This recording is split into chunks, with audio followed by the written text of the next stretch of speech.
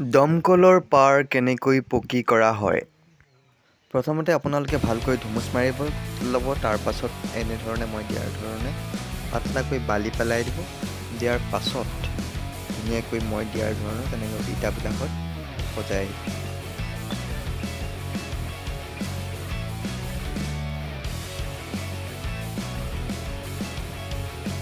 Bhaskar construction চেনেলটোলৈ পুনৰবাৰ আপোনালোকক স্বাগতম জনাইছোঁ। চেনেলটো নিশ্চয় লাইক, কমেণ্ট এণ্ড শ্বেয়াৰ কৰি দিব। লগতে ছাবস্ক্ৰাইব কৰিবলৈ নাপাহৰিব। কাষতে থকা বেল আইকনটো দবাই দিব।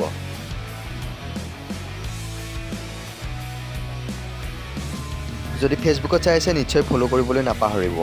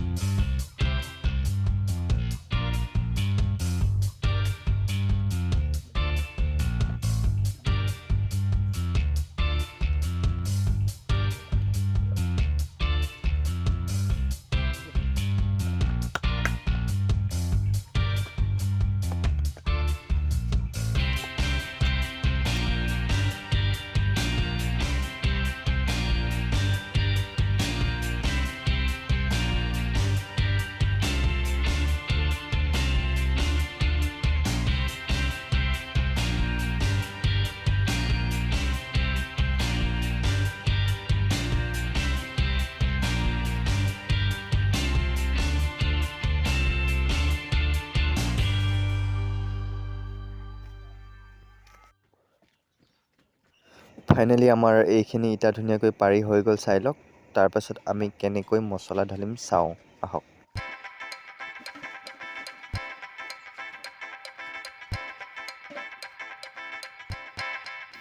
মই দিয়াৰ ধৰণে আপোনালোকেও মছলাটো পানী ব্যৱহাৰ নকৰাকৈ শুকানে প্ৰথমে এনেধৰণে পেলাই দিব। দি ভালকৈ চেপবিলাকত ভালকৈ সোমোৱাই দিব। এনেকৈ মই ভৰিৰে যেনেকৈ দিছোঁ তেনেধৰণে আপোনালোকেও সোমোৱাই দিব মছলাটো। তাৰ পাছতহে পানী ব্যৱহাৰ কৰিব। প্ৰথমে যদি পানী ব্যৱহাৰ কৰি দিয়ে তেতিয়াহ'লে মছলাটো নোসোমাব তাত। শুকান আৰু এনেধৰণে কৰিলে অতি সোনকালে হৈ যায়। আপোনালোকৰ কামটো বহুত স্পীড হয়, সেইকাৰণে এনেধৰণে কৰিবলৈ আপোনালোকে যত্ন কৰিব।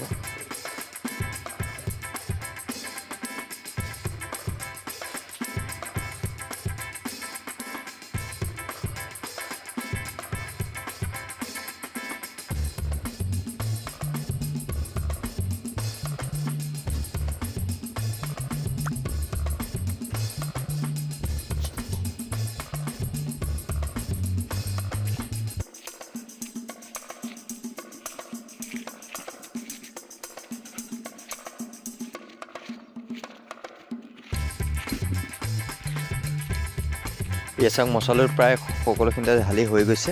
তাৰপাছত পানী দিম আহক।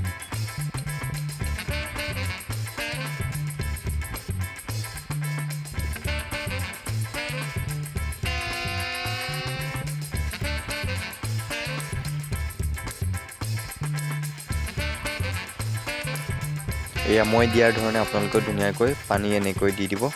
দিয়াৰ পাছত চাব কেনেকৈ মছলাবিলাকত ফাকে ফাকে সোমাই যায়, ভালকৈ মন কৰিব আপোনালোকে। এয়া চাওক কেনেধৰণে ফাকবিলাকত মছলাটো নিজে নিজে সোমাই গৈছে পানী দি দিওঁতে। চাওক এনেকৈ বেছি মজবুত হয়, সেইকাৰণে আপোনালোকেও এনেধৰণে দিবলৈ যত্ন কৰিব। এনেধৰণে কৰিলে আপোনালোকে বহুত কম সময়ৰ ভিতৰতে বহুত কাম কৰি পেলাব পাৰিব।